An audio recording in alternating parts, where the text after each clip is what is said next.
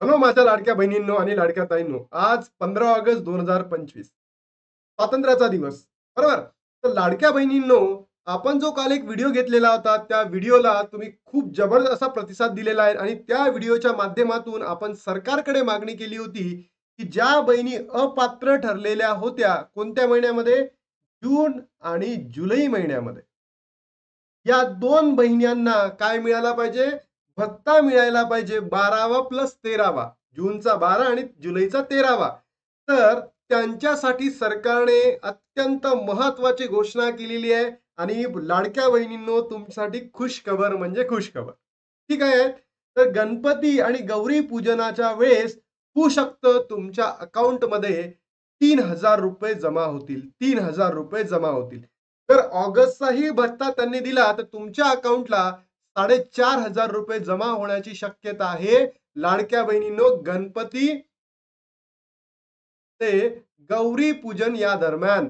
तर लाडक्या बहिणींनो, तुमच्यासाठी अत्यंत महत्वाची खुशखबर आहे आणि ही खुशखबर कशा पद्धतीने तुम्हाला देण्यात आलेली आहे ते मी तुम्हाला सांगतो. तर चला, जास्त वेळ न घालवता आपण व्हिडिओला सुरुवात करूयात आणि मला हे म्हणायचं आहे, कोणत्या लाडक्या बहिणींना जून आणि जुलै हप्त्याचा लाभ मिळालेला नाही आहे, त्या अपात्र ठरलेल्या आहेत, ते मला तुम्ही सांगायचं आहे. तर मी हा व्हिडिओ तुम्हाला दाखवतो, बहिण्यांच्या कमेंट दाखवतो, की बहिण्यांनी काय-काय कमेंट केलेल्या आहेत कालच्या व्हिडिओमध्ये. त्यामधूनच सरकारने आपली मागणी आहे ती स्वीकारलेली आहे आणि अपात्र बहिणी आता पात्र ठरवल्या जातील. ठीक आहे. बघूयात काय तर. बघा, त्या व्हिडिओमध्ये एक मेसेज आला, तर 2 मुली असणे म्हणजे दादा सर, 2 मुली असणे म्हणजे गुन्हा आहे का? एक लाडकी आणि एक दुबकी. बघा, लाडक्या बहिणी खूप संतापलेल्या आहेत सरकारवर, की जर आम्हाला 2 किंवा 2 पेक्षा जास्त मुली असेल, तर मग काय? एका घरामध्ये 2च घ्यायचं का? बाकीच्या 2 बहिणींनी काय करायचं? खूप सुंदर मेसेज आहे हा. सेम सासू आणि सुनांमध्ये सुद्धा, नणंद आणि नणंद आणि बहिणींमध्ये सुद्धा प्रॉब्लेम येईल. ही सुविधा 5 वर्ष आहे ना, सरसकट सगळ्या बहिणींना द्या. नंतर पुढच्या वर्षी बंद करा. म्हणजे काय, एका लाडक्या बहिणीने म्हटलं आहे, की सरसकट प्रत्येक बहिणीला ₹1500 द्या 5 वर्ष आणि नंतर जर तुम्हाला वाटलं तर ती बंद करा. खूप सुंदर कमेंट दिली आहे ताईंनी. त्यानंतर बघा, सर मी अपात्र झाले आहे. मला अंगणवाडीतून फोन आला होता, की तुम्ही लाडक्या बहिणी पात्र आहात. जर मी पात्र होईल का मग? म्हणजे अंगणवाडीमधून फोन आलाय, की मी अपात्र आहे. तुम्ही अपात्र झालात. पण या ताईचं म्हणणं आहे, की मी पात्र आहे. तर मला लाभ मिळेल का? हाही प्रश्न मी तुम्हाला सोडवतो. काही बहिण्यांचं म्हणणं होतं, की दादा अंगणवाडीमध्ये इन्फॉर्मेशनच नाही. बघा रे, आहे ना इन्फॉर्मेशन. काही जिल्ह्यांमध्ये पोहोचलेली आहे. बघा इकडे दुसरा मेसेज आहे. सर मला 11 हप्ते आले होते. 12वा हप्त्यापासून मला अपात्र केले. माझे कागदपत्र सगळे खरे आहे. मी बीडला बालविकास महिला कार्यालयात जाऊन आले. तिथे मला दाखवलं 12व्या हप्त्यापासून मला अपात्र केले आहे.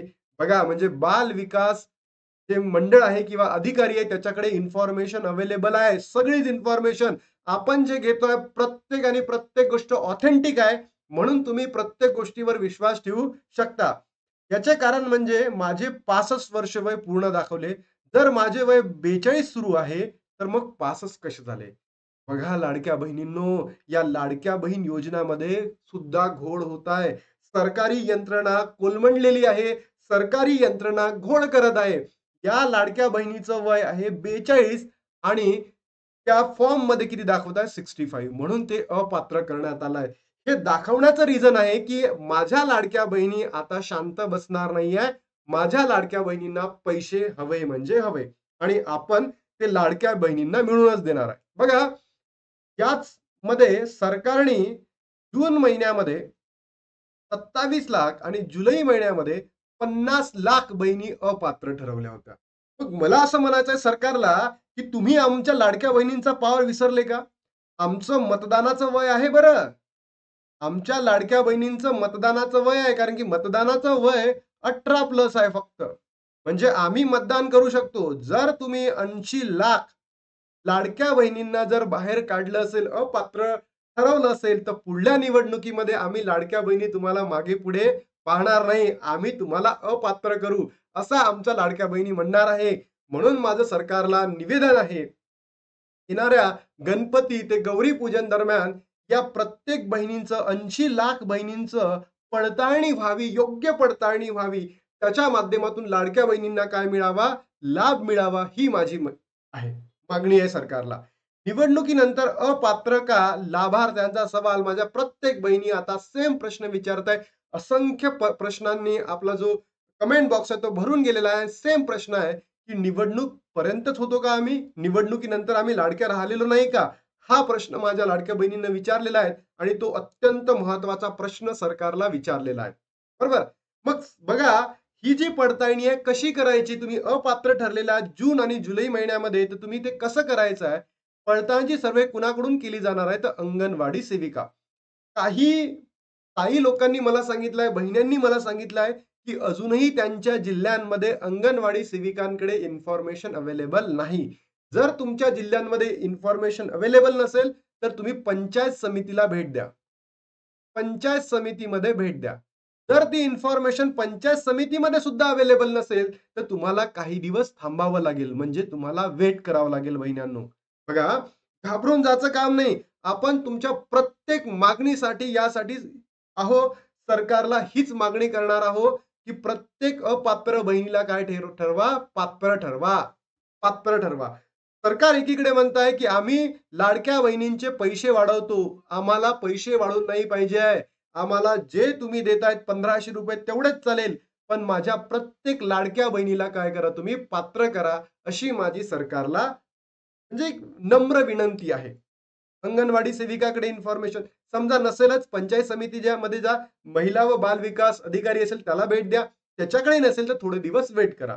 किती दिवस चालणार आहे? तर 15 दिवस सांगितलेलं आहे. पण मला असं वाटतं हे 30 दिवस असेल. या 80 लाख बहिणांची पडताळणी या येणाऱ्या 30 दिवसांमध्ये होतील आणि तुम्हाला ज्या महिलांची पडताळणी योग्य पद्धतीने केली जाईल त्याला गणपती आणि गौरी पूजनाच्या पूर्वसंध्येला ते तुम्हाला पैसे दिले जाईल. आमच्या गावाकडे यादीच आलेली नाही तर घाबरायचं काम नाही. पंचायत समितीमध्ये जा, महिला व बाल विकास अधिकारी यांना भेट द्या आणि त्याच्या माध्यमातून तुमचं नाव आहे की नाही तुम्ही चेक करा. अपात्र यादीमध्ये नाव नाही. बघा, ही जी आहे अपात्र यादीमध्ये नाव नाही. तुमचे घरचे दोघं तिघं लोक त्या लिस्टमध्ये असेल म्हणून तुमचं नाव नसेल. पण हा पॉइंट आता राहणार नाही आहे. कारण विचार करा, एका घरी जर 2 बहिणी असेल, आई असेल तर? मग प्रत्येक लाडकी बहीण हेच म्हणणार आहे, की 2 मुली होणं म्हणजे गुन्हा आहे का? तर नाहीये. तर सरकार हा मुद्दा मागे घेणार आहे याची 100% गॅरंटी आपल्याला आहे.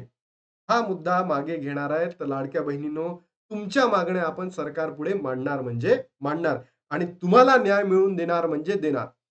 हे बघा, लाडकी बहीण योजनामध्ये जून आणि जुलैचे अपडेट सरसकट पात्र लाभार्थ्यांना लाभ देण्यात यावा. अ, सुप्रियाताई सुळेंना माझं एवढंच नम्र विनंती आहे, की असे स्टेटमेंट तुम्ही करू नका. कारण हे जे पात्र लाभार्थी आहे याच्यामध्ये ना पैसे गेलेच चालतील सगळ्यांना. मान्य आहे मला. सगळ्याच बहिणींना प्रॉफिट मिळावं. पण ज्या माझ्या अपात्र बहिणी ठरलेल्या आहेत 80 लाख, त्यांनी काय करायचं? यांचं काय? तर सुप्रिया ताईंना माझं असं म्हणणं आहे, की जितक्याही लाभार्थी बहिणी आहे, ज्यांना इलेक्शनच्या वेळेस सरकारने पैसे दिले आहेत, प्रत्येक बहिणीला ₹1500 द्यावे, अशी मी मागणी सरकारकडे करतो किंवा विरोधी पक्षांनी सुद्धा अशीच भूमिका मांडावी, हेच माझं म्हणणं आहे. तुम्ही 5 वर्ष द्या आम्हाला, त्यानंतर तुम्ही ठरवा जर तुमची इकॉनॉमिक कंडिशन चांगली असेल, तर तुम्ही कंटिन्यू करा. पण असं स्टेटमेंट नका देऊ, की पात्र बहिणींनाच लाभ मिळावा आणि या पात्रामध्ये सुद्धा काही बहिणी अशा आहेत, की त्यांना पैशाची गरज सुद्धा नाहीये. तरी सुद्धा त्यांच्या अकाउंटला पैसे चालले. त्यांच्याकडे 4 व्हीलर आहे. त्यांचे हसबंड जॉब करतात. तरी सुद्धा त्यांच्या अकाउंटला पैसे झाले. पण या माझ्या 80 लाख अपात्र बहिणी, त्यांना गरज आहे पैशांची. त्यातही मग हे ट्वीट आहे. हे तर आपण सकाळी बघितलंच. त्यानंतर ऑगस्टचा 14वा हप्ता कधी मिळणार? याबद्दलची आपल्याला एक न्यूज मिळालेली आहे आणि गणपती ते गौरी पूजन या दरम्यान कधीही तुम्हाला 14वा हप्ता मिळू शकतो. 14वा हप्ता मिळू शकतो. तर म्हणून माझ्या लाडक्या बहिणींनो तुम्हाला सांगायचं आहे, ज्या अपात्र बहिणी होत्या, अपात्र बहिणी होत्या, कधी जून, जुलै महिन्यामध्ये, तर त्यांची आता पडताळणी होईल. त्या बहिणींना जून, जुलै, ऑगस्ट जर झाले तर सरकारकडे असेल तर तुम्हाला ₹4500 मिळणार आहे. ज्या बहिणी जुलै प्लस ऑगस्ट म्हणजे जुलैमध्ये त्या काय झाल्या, अपात्र झाल्या. 50 लाख बहिणी, त्यांना ₹3,000 आणि ज्या बहिणीला कंटिन्युअस हप्ते चालू आहे, त्यांना ₹1,500 कधी मिळणार आहे? गणपती ते गौरी पूजनच्या दरम्यान मिळेल. म्हणून माझ्या प्रत्येक लाडक्या बहिणीला सांगायचं आहे, तुम्ही घाबरू नका. तुमचा भाऊ या ठिकाणी सरकारकडे मागणी करताय, काय? की माझ्या लाडक्या बहिणींना या योजनेचा लाभ मिळावा म्हणजे मिळावा. प्रत्येक लाडक्या बहिणीला. कारण आम्हाला ₹2100 पैसे वाढून नका देऊ, पण आम्हाला ₹1,500 चा लाभ प्रत्येक लाडक्या बहिणींना द्या. हीच माझी सरकारकडे विनंती आहे. हीच सरकारकडे माझी मागणी आहे. तर लाडक्या बहिणींनो, तुम्ही हा व्हिडिओ आपल्या महाराष्ट्रातल्या प्रत्येक लाडक्या बहिणीपर्यंत पोहोचवा, जेणेकरून आपली जी मागणी आहे सरकारकडे, ही खूप ठामपणे येईल आणि सरकारला त्या हिशोबाने निर्णय बदलवता येईल. चला तर ठीक आहे. नव्या व्हिडिओमध्ये भेटूयात. तोपर्यंत जय हिंद, जय महाराष्ट्र.